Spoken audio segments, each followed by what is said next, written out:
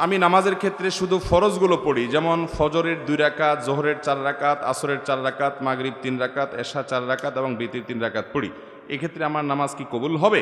আমার ফজরের নামাজ প্রায় কাজা হয়, জোহরের সাথে মিলিয়ে জোহরের আগে সেই 2 রাকাত ফজরের কাজা পড়ে নেই, আমার নামাজ কি কবুল হবে? আমি নিয়মিত তাহাজ্জুদ পড়ি এবং বিতির তাহাজ্জুদের পরে পড়ি, কিন্তু হঠাৎ মাঝে মধ্যে ঘুম থেকে ওঠার সমস্যার কারণে ফজরের আজান হয়ে যায়, এমত অবস্থা বিতির পড়ার হুকুম কি? আমি নামাজের ক্ষেত্রে শুধু ফরজগুলো পড়ি, যেমন ফজরের 2 রাকাত, জোহরের 4 রাকাত, আসরের 4 রাকাত, মাগরিব 3 রাকাত, এশা 4 রাকাত এবং বিতির 3 রাকাত পড়ি। এক্ষেত্রে আমার নামাজ কি কবুল হবে? দেখুন, শুধু ফরজ পড়েন এই ভাই, সুন্নত পড়েন না, নামাজ হবে কিনা? উত্তর হলো, শুধু ফরজ পড়লে ওয়াক্তের দায়িত্বটা আদায় হবে। জোহরের ফরজটা পড়লেন, জোহরের ওয়াক্তের দায়িত্ব আদায় হলো, কিন্তু এটা পরিপূর্ণভাবে হলো না, ত্রুটি থেকে গেল। আপনি তরকারি খাইতে চাইলেন, তাহলে আপনার তরকারি খাইতে হলে সবজি লাগবে কাঁচা, পানি লাগবে, তেল লাগবে, পেঁয়াজ লাগবে, মরিচ লাগবে, লবণ লাগবে, ইত্যাদি ইত্যাদি লাগবে। এখন আপনি পানির মধ্যে কাঁচা সবজি সিদ্ধ করে রান্না করে নিয়ে আসলেন, লবণ, তেল, হলুদ কিছুই দিলেন না, তাহলে এটাকেও সবজি বলা যায়, কিন্তু এই সবজি কেউ খাবে না, আপনিও খাবেন না, ঠিক না? ঠিক। 5 ওয়াক্ত ফরজ নামাজ এটা পূর্ণতা পাওয়ার জন্য এর আগে পরে যে সুন্নত নামাজগুলো আছে সেগুলো হলো এরকম। এগুলো ছাড়া ওই নামাজটা হয়ে যাবে, ফরজ আদায় হয়ে যাবে, ওয়াক্তের ফরজ আদায় হয়ে যাবে আলহামদুলিল্লাহ, মাগার আপনার নামাজটা পরিপূর্ণ হলো না। মনে রাখবেন, সুন্নত নামাজগুলো কেন? এই যে 5 ওয়াক্ত নামাজের ফজরের আগে 2 রাকাত সুন্নত আছে, জোহরের আগে 4 রাকাত, পরে 2 রাকাত আছে, মাগরিবের পরে 2 রাকাত আছে, এশার পরে 2 রাকাত আছে। এই যে সুন্নত নামাজগুলো আছে, এগুলো কেন জানেন? এগুলোর অন্যতম উদ্দেশ্য হলো যাতে করে মূল নামাজটা আমাদের সুন্দরভাবে হয়, তার জন্য প্রস্তুতি। আগেরগুলো হলো প্রস্তুতিমূলক আর পরেরগুলো হলো পরিপূরক। সুন্নত আগেরগুলা প্রস্তুতিমূলক, পরেরগুলাকে বলতে পারেন পরিপূরক, আর সবগুলাকেই অন্য অর্থে পরিপূরক বলতে পারেন। পরিপূরক মানে কি? ধরুন, আপনি কোনো একটা সরকারি অফিসে খুব গুরুত্বপূর্ণ একটা কাজে যাচ্ছেন, এনআইডি কার্ডের ফটোকপি লাগবে, জন্ম নিবন্ধনের ফটোকপি লাগবে, খুব জরুরি একটা কাজ, আপনার বিদেশ যাওয়ার মতো ব্যাপার, ভিসার মতো ব্যাপার। আপনি ফটোকপি নিয়ে যখন যাবেন, ফটোকপি সাধারণত এনআইডি কার্ডের ফটোকপি যদি একটা লাগে, আপনি কয়টা নিয়ে যাবেন? একটাই নিবেন না 2-4টা নিবেন? বুদ্ধিমান মানুষ হলে 2-4টা সাথে নিয়ে যাবে। কেন? একটা যদি হারায় যায়, কোনো কারণে মিস হয়ে যায়, যাতে করে আমার কাজটা হয়ে যায়, হাতে রাখবে, এটা সে নিয়ে যাবে। ঠিক একইভাবে ভাইরা আমার, আপনি যখন 5 ওয়াক্ত নামাজের ফরজ নামাজ পড়বেন, কিয়ামতের ময়দানে যাবেন, আল্লাহ তাআলার কাছে দেখা গেল কোন একটা নামাজে ভেজাল ধরা পড়ছে, বাতিল হয়ে গেছে, তখন ওই সুন্নত বা নফল, অতিরিক্ত নফল নামাজ যে পড়বেন, এগুলো দিয়ে আল্লাহ তাআলা ফরজের ঘাটতি পূরণ করবেন। সেই সাথে আপনি আগে যখন সুন্নত পড়বেন, তখন মূল ফরজটা পড়তে আপনার সুবিধা হবে, মনোযোগ থাকবে। নবী করিম সাল্লাল্লাহু আলাইহি সাল্লাম ফরজ নামাজের আগে পরে সুন্নত নামাজগুলো কখনো ছাড়তেন না, নিয়মিত পড়তেন। আপনি কিভাবে নিয়মিত ছাড়েন? একবার জোহরের আগের 4 রাকাত ছুটে গেছে, তিনি পড়তে পারেন নাই মেহমান আসার কারণে, এগুলো পরে তিনি পড়ে দিয়েছেন, এরকম গুরুত্ব দিতেন। হ্যাঁ, আপনার কখনো কোনো কারণে এমন পরিবেশ হয়ে গেছে, সুন্নত পড়ার কোনো সুযোগই পাইলেন না আপনি, অসুবিধা নাই, মাঝে মধ্যে হঠাৎ কালে ভদ্রে বাদ গেছে, অসুবিধা নাই, কিন্তু নিয়মিত এরকম করলে সেটা আপনার মূল সালাতের যে প্রোফাইল আল্লাহর কাছে থাকবে, সে ফাইলটা কিছুটা হলেও ত্রুটিপূর্ণ থাকবে। এটা সুন্নত, সাধারণ সুন্নত, সুন্নতে মুআক্কাদা। আমার ফজরের নামাজ প্রায় কাজা হয়, জোহরের সাথে মিলিয়ে জোহরের আগে সেই 2 রাকাত ফজরের কাজা পড়ে নেই, আমার নামাজ কি কবুল হবে? এই পাবলিক অনেকেই আছে, ফজরের নামাজ জামাতের সাথে মসজিদে গিয়ে আদায় করার মতো মুসল্লি, মুসলমানের সংখ্যা সমাজে অনেক না বেশি? সবচেয়ে কম মুসল্লি হয় কোন নামাজে? কারণ ইবলিস জানে এই নামাজটায় হাজির হলে অনেক বেশি ফজিলত পেয়ে যাবে, জোহরের নামাজের চাইতে এই নামাজে হাজির হওয়ার গুরুত্ব বেশি, মাগরিবে এশায় হাজির হওয়ার চাইতে ফজরে হাজির হওয়ার গুরুত্ব বেশি।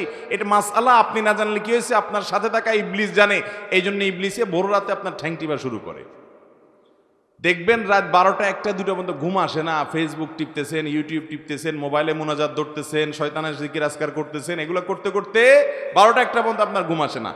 ঠিকই দেখবেন ফজর আজানের আগ দিয়া দেখবেন এমন ঘুম আসে, অ্যালার্ম দিয়ে রাখলেও আর উঠতে মনে চায় না, ঠিক না বে ঠিক? শয়তান তখন কি বলে? নবী করিম সাল্লাল্লাহু আলাইহি সাল্লাম হাদিসে বলেছেন, শয়তান বলে, ফজরের আজান হয়ে গেছে, অ্যালার্ম বাজছে, দেখতেছেন ঠান্ডা মাথায়, শয়তান বলে, আরে রাত এখন অনেক বাকি, অ্যালার্ম দিছে, মোবাইলের গলা টিপে ধরে অ্যালার্ম কেটে দিয়ে আবার ঘুম। আছে না নাই? ফজর পড়তে পারে না। ভাইরা আমার, ফজরের গুরুত্ব অনেক বেশি।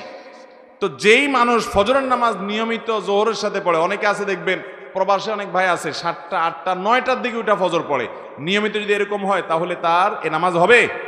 ভাইরা আমার, একবার হঠাৎ 2 মাস 4 মাস পরে 6 মাস পরে জীবনে হঠাৎ একবার হয়েছে, হ্যাঁ ফজর নামাজ আপনি উঠতে পারেন নাই, মোবাইলে অ্যালার্ম বাজছে তাও হুঁশ নাই, এটা গ্রহণযোগ্য। নবী সাল্লাল্লাহু আলাইহি সাল্লামের জীবনে একবার ফজর কাজা হয়েছে। কয়বার কাজা হয়েছে? একবার। তো আপনার জীবনে 2 4 10 বার এভাবে হতে পারে, কিন্তু প্রতিদিন হওয়া এটা কোনো অবস্থাতে গ্রহণযোগ্য হতে পারে। ঠান্ডা মাথায় যারা নামাজ পড়ার এশার পরে শোয়ার সময় নিয়ত করে থয় যে সকাল 8টার দিকে উঠবে, অ্যালার্ম দিয়া ছয়, তার ঈমান আছে কিনা এটা নিয়ে অনেক উলামা ইকরাম সন্দেহ করেছেন। কারণ হলো ঠান্ডা মাথায় সে নামাজ পড়বে না, পরিকল্পনা করে সে শুয়েছে। আল্লাহ তাআলা আমাদেরকে ফজর নামাজ গুরুত্ব বোঝার তৌফিক দান করুন। আমি নিয়মিত তাহাজ্জুদ পড়ি এবং বিতির তাহাজ্জুদের পরে পড়ি, কিন্তু হঠাৎ মাঝে মধ্যে ঘুম থেকে উঠার সমস্যার কারণে ফজরের আজান হয়ে যায়, এমত অবস্থা বিতির পড়ার হুকুম কি? যদি আপনি ভোর রাতে উঠার ব্যাপারে প্রবল সম্ভাবনা না থাকে তাহলে বিতির আপনি রাখবেন না, বিতির আগে পড়ে ফেলবেন। হ্যাঁ, আপনি নিয়মিত তাহাজ্জুদ পড়েন, আল্লাহ তৌফিক দেয়, তাহলে আপনি বিতির পড়েন।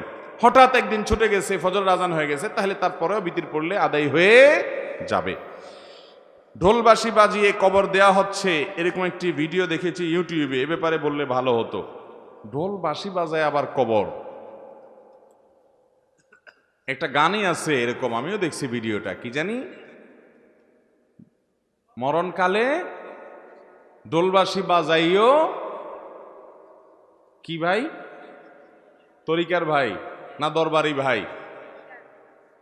হ্যাঁ, এবং সে গানের একটা কথা খুব আপত্তিকর আছে, সেটা আরো বেশি, সেটা হলো কালেমা কালামও ভাই কোনো কিছুর দরকার নাই, কালিমা কালাম কিছুর দরকার নাই, ঢোলবাঁশি বাজাইতে বাজাইতে নিয়ে কবরে দিও। আল্লাহ মাফ করুক, এই হারাম কাজ করতে করতে যার দুনিয়া থেকে বিদায় হয়, সে দুনিয়াতে জীবদ্দশা জানতো যে তার যে সমস্ত আশেপাশে সাঙ্গপাঙ্গ আছে তারা ঢোলবাঁশি পিটাতে পিটাতে তারা নিব কবরে, হাসরে আজাব যখন হবে আল্লাহ জানে, ফেরেশতারাও কি ঢোলবাজি দিয়েই ফিরবে কিনা আল্লাহ জানে। ভাইরা আমার, নবী সাল্লাল্লাহু আলাইহি সাল্লাম বলেছেন বয়স্ত লি আকসিরাল মাজামির, এই সমস্ত বাদ্যযন্ত্র এগুলো দুনিয়া থেকে এগুলো বিদায়ের জন্য আমি আসছি, এগুলো শয়তানের অস্ত্র, এগুলো হারাম। অতএব ইমানদার জীবদ্দশায় যেটা করতে পারেন একটা মানুষের মৃত্যুর পর তাকে বিদায়ের সময় বলে কালিমা কালামই দরকার নাই। কালিমা কালামই যদি দরকার না থাকে সে মুসলমান কিনা সন্দেহ। মুসলমান কিভাবে কালিমা কালামের দরকার নাই, ঢোলবাজি হইলে তার চলবো? আমরা তো কালিমা কালাম পাইছি কোরআন থেকে, হাদিস থেকে। এর ঢোলবাজিটা কে দিল? কে দিছে বলেন? শয়তান দিছে। তো শয়তানের এই জিনিসটা নিয়ে যদি কবরে যায়, মায়ের কি পিঠে পড়বে না নিচে পড়বে?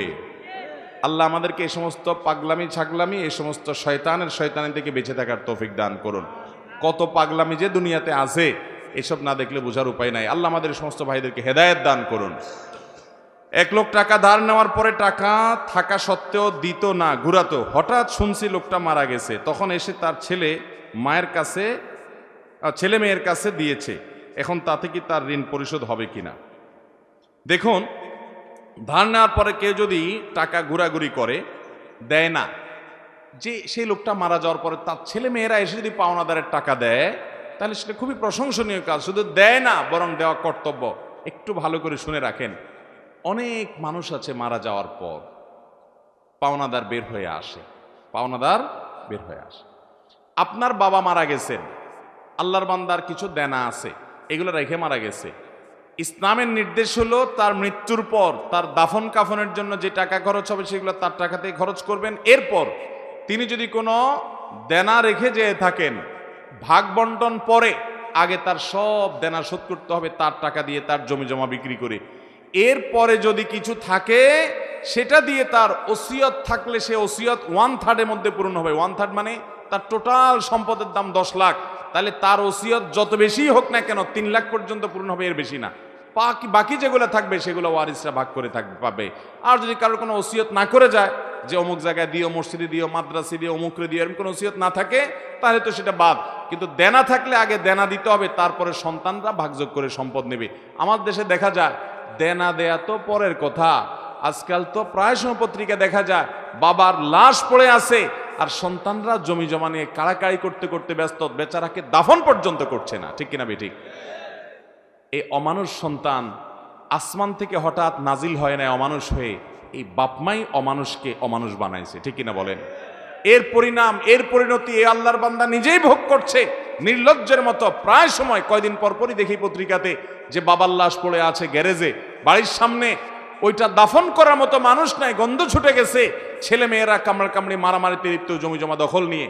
এই জন্য বাবারা সন্তানরে মানুষ বানায় যান, মুসলমান বানায় যান। দুনিয়ার জীবনটা জীবন্ত জান্নাত হবে, আর না হলে আপনার এই কাজের প্রায়শ্চিত্ত আপনাকে ভোগ করতে হবে। শুধু ওকে দুনিয়া শিখাইলেন, আখেরাত শিখান নাই, আপনি আফসোস করে কুল পাবেন না। পৃথিবীতে যেখানে মুসলমান আছে, মুসলমানের আধিক্য আছে, সেখানে দেখবেন কোনো বৃদ্ধাশ্রম নেই, বৃদ্ধাশ্রমের দরকার নাই। আর পৃথিবীর উন্নত দেশগুলোতে শিক্ষা আছে, দীক্ষা আছে, জ্ঞান আছে, বিজ্ঞান আছে, প্রযুক্তি আছে, সব কিছু আছে, কিন্তু বৃদ্ধাশ্রমও আছে। কারণ মনুষ্যত্ব, মানবতা, মা বাবার প্রতি দায়বদ্ধতা, এটা আল্লাহর প্রতি ঈমান না থাকলে সে মানুষগুলো আসলে সেভাবে বুঝে না। আল্লাহ আমাদের সন্তানগুলোকে মানুষ হতে মানুষ করার তৌফিক দান।